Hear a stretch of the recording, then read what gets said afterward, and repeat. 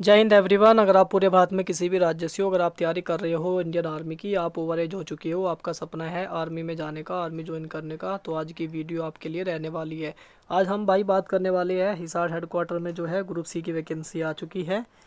काफ़ी दिनों बाद भाई हिसार में भर्ती देखने को आपको मिली है। काफ़ी दिन हो गए, हमने बहुत पहले आपको एक वीडियो बनाई थी जब भर्ती इसकी आई थी, और अब फिर दोबारा भर्ती आ रही है। काफ़ी दिनों बाद जो है बड़ी भर्ती निकल के हिसार में आ रही है, तो जिसमें सभी जातियों के लिए यहाँ पे भर्ती रहने वाली है। ऑल इंडिया इसमें कैंडिडेट फार्म अप्लाई कर सकते हैं। अगर आप पूरे भारत में कहीं से भी हो तो आप इसमें फार्म अप्लाई कर सकते हो। मेल फीमेल दोनों के लिए वैकेंसी यहाँ पे रहने वाली है। तो चलिए, तो वीडियो को पहले एंड तक देखना है। पूरी जानकारी आपको मैं देने वाला हूँ। 22 जनवरी फार्म की लास्ट डेट रहेगी। 22 जनवरी 2025 तक इसके फार्म भरे जाएंगे। तो चलते हैं, वीडियो को स्टार्ट कर देते हैं और पूरी बात जानेंगे। अब हिसार में ये वैकेंसी आ गई है।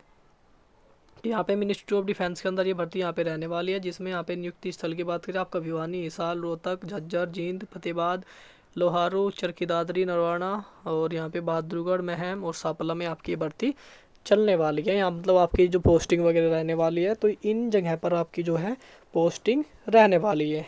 ठीक है भाई, चलियो, ये बात आपको समझ में आ गई होगी। उसके बाद हम आगे का जो प्रोसेस है वो आपको अच्छे से समझाते हैं। सिलेक्शन प्रोसेस तक आपको पूरी जानकारी मैं दूंगा। तो यहाँ पे क्लर्क के लिए भर्ती है, चपरासी के लिए, चौकीदार के लिए, सफाई वाला के लिए, अटेंडेंट के लिए, ड्राइवर के लिए, लैब टेक्नीशियन के लिए, फार्मासिस्ट के लिए यहाँ पे भर्ती रहने वाली है। जिसमें मिनिमम क्वालिफिकेशन आपकी ओनली 8वीं पास रखी गई है। 8वीं पास से आप जो है ये भर्ती देख सकते हो प्यारे दोस्तों। तो यहाँ पे चलिए आगे बात करते हैं हम। टोटल वैकेंसी भी हम बात करेंगे, टोटल वैकेंसी कितनी है। तो यहाँ पे महिला पुरुष दोनों फार्म भर सकती है। ऑफलाइन फार्म का मोड रहेगा, ज़्यादातर मैं आपको पता है ऑफलाइन के बारे में ही जानकारी देता हूँ।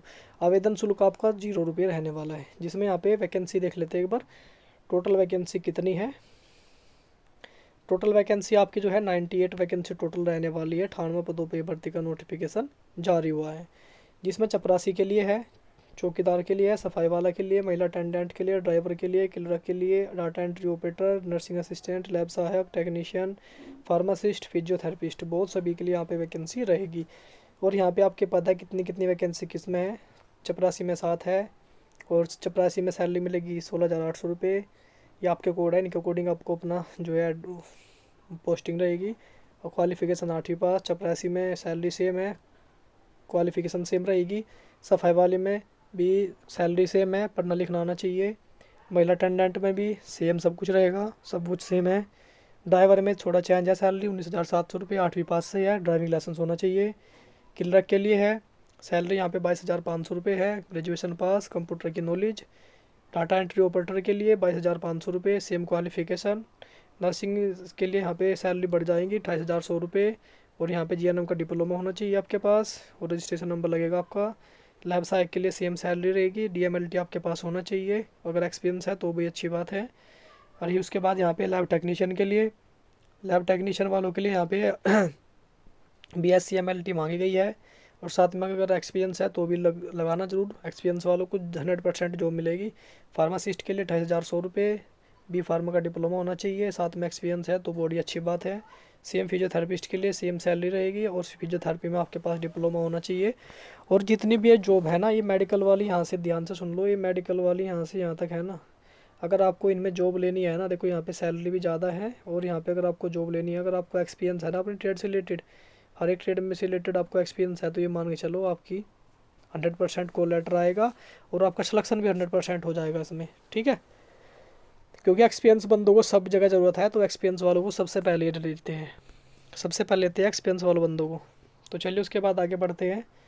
आगे हम बात करते हैं आपका एड्रेस, जिस एड्रेस पे आपको अपने फार्म को भेजना है, ये आपका एड्रेस है। स्क्रीनशॉट ले लो, या तो जैसे आपको ठीक लगे। Officer in-charge ECHSL station headquarter Hisar military station में आपकी भर्ती रहने वाली है। पिन कोड है आपका 125006 हरियाणा। तो ये बात आपने समझ में आ गई होगी। उसके बाद भाई आपके डॉक्यूमेंट क्या लगने हैं इसमें, डॉक्यूमेंट एक बार देख लो भाई क्या क्या लगेंगे। तो सबसे पहले आपके आधार कार्ड पैन कार्ड की फ़ोटोकॉपी लगेगी एक एक। 10वीं 8वीं ग्रेजुएशन डिग्री डिप्लोमा जितने भी है, जिस बेस पे भर रहे हो फार्म। 8वीं बेस पे भरोगे तो ओनली 8वीं के रिजल्ट के लगाएंगे, 10वीं बेस पे भरोगे तो 10वीं की मार्कशीट की फ़ोटोकॉपी लगाएंगे ओनली, बस। उसके बाद जैसे मैंने बताया मेडिकल वाले हैं जितने, उनका रजिस्ट्रेशन नंबर लगेगा, उसकी फ़ोटोकॉपी एक जरूर लगानी है। यहाँ पे एक्स सर्विसमैन अपने पहचान पत्र की फ़ोटोकॉपी लगाएंगे, डिस्चार्ज बुक की फ़ोटोकॉपी लगाएंगे एक, एक अपने पीपीओ की फ़ोटोकॉपी लगाएंगे, पीपीओ डिस्चार्ज बुक, पहचान पत्र, इनकी फ़ोटोकॉपी एक एक लगाएंगे। और यहाँ पे देखो सबसे बड़ा मैंने बताया कि एक्सपीरियंस आपका यहाँ पे ज़रूर लगेगा। अगर आपको एक्सपीरियंस है तो अपने एक्सपीरियंस का सर्टिफिकेट ज़रूर लगाना है। उसके बाद आगे बढ़ते हैं। आगे हम बात करेंगे जो आपको कुछ सामान्य शर्तें हैं, निर्देश है, उनको फॉलो करना है। सबसे पहले लिखा है आवेदन वाले लिफाफे पर अपने पद का नाम लिख देना है और अपना जाति वर्ग लिख देना है। जो आप कोई लिफाफा है, लिफाफे आपको लेके आने हैं, पोस्ट ऑफिस में मिल जाएगी। 2 लिफाफे मिलेंगे आपको, एक छोटा लिफाफा एक बड़ा। तो इन लिफाफे के ऊपर ही होता है, सारी चीज़ें लिखी होती हैं। तो वहीं पर आपको ऊपर लिख देना है अपनी पोस्ट का नाम और अपनी कैटेगरी लिख देना है। ठीक है, तो चलिए उसके बाद आगे बढ़ते हैं। आगे और भी चीज़ें थी यहाँ पे। नंबर 2 पे लिखा है कि पद आपके संविदा आधार पर भरे जा रहे हैं और फिलहाल आपकी केवल 1 साल के लिए फ़िलहाल नियुक्ति रहेगी। और जो सिविलियन है उनकी नियुक्ति फ़िलहाल 11 माह के लिए की जाएगी। कोई भी कॉलम आपको खाली नहीं छोड़ना है, सब आपको कॉलम भरने हैं। और अगर आपको कोई कॉलम नहीं आता है तो वहाँ पे आपको ये शॉर्ट में NA लिख देना है इस तरीके से। और परीक्षा के लिए आपको अपने पैसे लगा के आना है, जिसके लिए आपको कोई पैसा नहीं दिया जाएगा। नियुक्ति जो रहेगी आपकी, यहाँ पे नियुक्ति स्थल सारी लिखी है, कहाँ पर होने वाली है, सारी चीज़ें उन्होंने यहाँ पे मेंशन कर दी है। इंटरव्यू की यहाँ पे लिखा है उन्होंने, कब आपका इंटरव्यू होगा, क्या क्या आपको लेके आना है, वो सारी चीज़ें यहाँ पे उन्होंने मेंशन की है। कि इंटरव्यू के लिए आपको 4 फोटोग्राफ लाने हैं और अपने सभी मूल प्रमाण पत्र लाने हैं और पहुँचना है आपको स्टेशन मुख्यालय ECHSL हिसार के पते पर आपको उपस्थित होना होगा। और यहाँ पे लिखा है इंटरव्यू के समय आते समय आपको अपनी स्थान व दिनांक की सूचना केवल जिनको वो सेलेक्ट करेंगे उनके पास ही यहाँ पे ईमेल आएगा या फ़ोन कॉल के माध्यम से जानकारी दी जाएगी। इंटरव्यू आपका जो है 13 से 20 फरवरी तक ही जो आपका आयोजित होना संभव है। ठीक है, और आवेदन आपको 2 प्रतियों में भरकर भेजना है। ठीक है, अपने फार्म को दो जगह आपको भर के दो फार्म भरने हैं आपको। यानी कि आपको करना है, जैसे आपने एक फार्म लिया है, एक फार्म निकलवाओगे आप, तो उसकी एक फ़ोटो कॉपी और करवा लेना है बस, और उसको 2 जगह भर के भेज देना है इस तरीके से। मतलब भेजना एक ही जगह है पर 2 भेजने हैं एक साथ में भरकर। चलिए भाई, ये आपके जो पूरे फार्म में जो भी बात लिखी थी वो बात आपको समझ में आ गई होगी। जो मैं आपको बताना चाहता हूँ वो ध्यान से सुन लो। जब आप फार्म भरोगे तो मैं फार्म के लिए वीडियो लेके आ जाऊँगा, पर आपको कुछ चीज़ें बता दूँ। वैसे मैं बहुत सारी वीडियो बना चुका हूँ फार्म के लिए। जब फार्म भरोगे तो फार्म आपका जो है कैपिटल वर्ड में भरना है आपको। सबसे ज़रूरी बात, राइटिंग एक ही होनी चाहिए फार्म में, कोई कटिंग नहीं करनी चाहिए, कटिंग नहीं होनी चाहिए फार्म में, कटिंग और ओवर राइटिंग नहीं होनी चाहिए। बस इस चीज़ का ध्यान रखना है, कैपिटल में भरना है बस। और सब कुछ आपका ठीक रहा तो आपका एडमिट कार्ड 100% आपके पास सूचना मिलेगी। अपना ईमेल और फ़ोन नंबर बिल्कुल सही डालें ताकि आपको वो मैसेज करे ईमेल पे तो आपके ईमेल पर ही पहुंच जाए। क्या कभी ऐसा हो कि मिस्टेक हो जाए तो चेक कर लेना। फार्म भरते टाइम आपको हर एक चीज़ अच्छे से चेक करनी है, कोई मिस्टेक तो नहीं हुई है। ठीक है भाई, और ये थी आज की जानकारी।